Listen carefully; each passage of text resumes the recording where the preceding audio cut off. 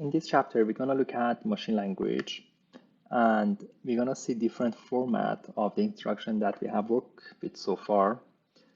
We're going to see the process of assembly and disassembly and how the linking and loading is happening in the MIPS assembly. So far what we have seen, we've seen this series of different operations. So we've seen add, we've seen load word, store word, and so many different instructions.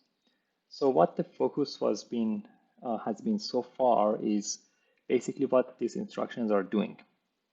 So on a lower level, these instructions are actually they are being converted to machine language for the processor to understand how to actually run these instructions.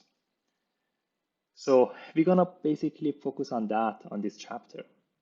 The whole process that is like there is the encoding and decoding going on, and that is what we are calling as assembly and disassembly. So when we have basically the normal instruction, so for example add or add I, the process that instruction get converted to machine language, we call that assembly. And disassembly is basically the opposite direction of that. That means if you have some machine language and you want to convert that back to the instructions that originally you had, for example, add.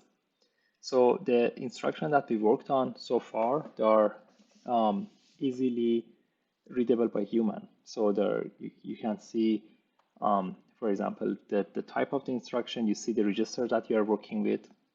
But machine language, it's gonna be some numbers, which is like 0 and 1. So it's in binary. And the process of converting these two type of instructions, which are again different representation of the same thing, is called assembly and disassembly. So in MIPS assembly, every instruction that we had so far is exactly 32 bits. So every instruction, that includes the type of the operation that we are doing, so which could be, for example, add or subtract. So that's the operation itself. And then on those, we had 3 registers. So all of that information is actually represented in 32 bits. So that would be 32 0 and 1s. And that is what basically the processor understands. Also, another point that some of the instructions that we've been working so far, they are actually pseudo instructions. So pseudo instructions are very similar to syntactic sugar, if you have heard it from different languages. They means basically that they are kind of like a shortcut that would be translated to multiple instruction. So if you have, for example, one instruction that doesn't exist actually in machine language, but you still can use that in MIPS, but then during that process, that instruction is being converted to multiple instructions. And that is also something you might have noticed already if you have looked at, if you have write some code on MIPS and on Mars, and then you do the assemble, you see on the second page that it's showing you some of the instructions are like one line of your instruction that you had in your code is converted into multiple line in the assembly. So that is basically an example of pseudo instruction.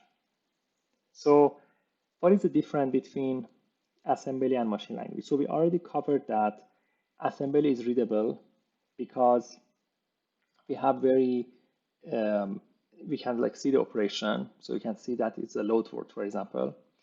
In machine language, you cannot see that because it's gonna be basically some zeros and one. I mean, those zeros and one actually mean something, but it's not readable like by the first glance. If you just look at it, you wouldn't know what is the instruction. So that's like the one major difference.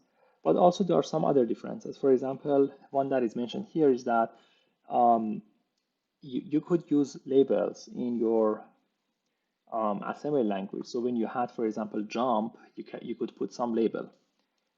And that actually doesn't exist in machine language. And that label is translated to some address on your memory. So that happens during the assembly process. So there are more differences, and we're gonna see in this section or in this chapter how this process works. We're gonna look at like different type of the instructions and much more. So here are the main three type of the instruction that we have in MIPS.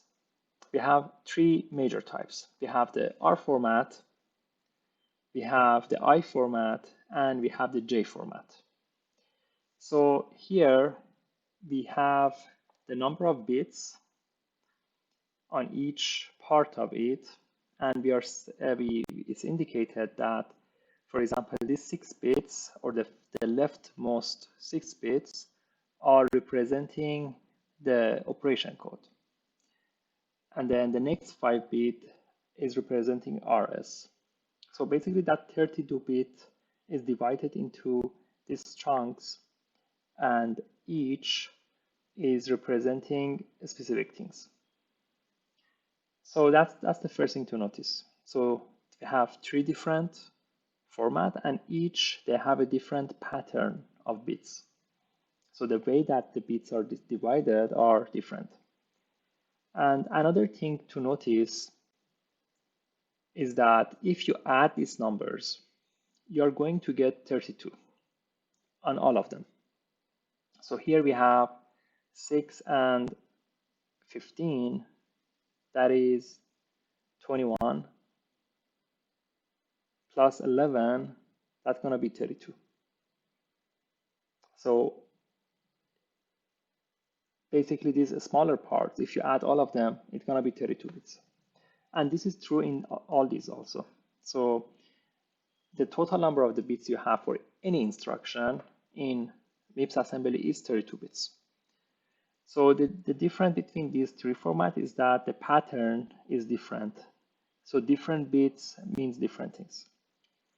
And we're gonna look at each of them in more details.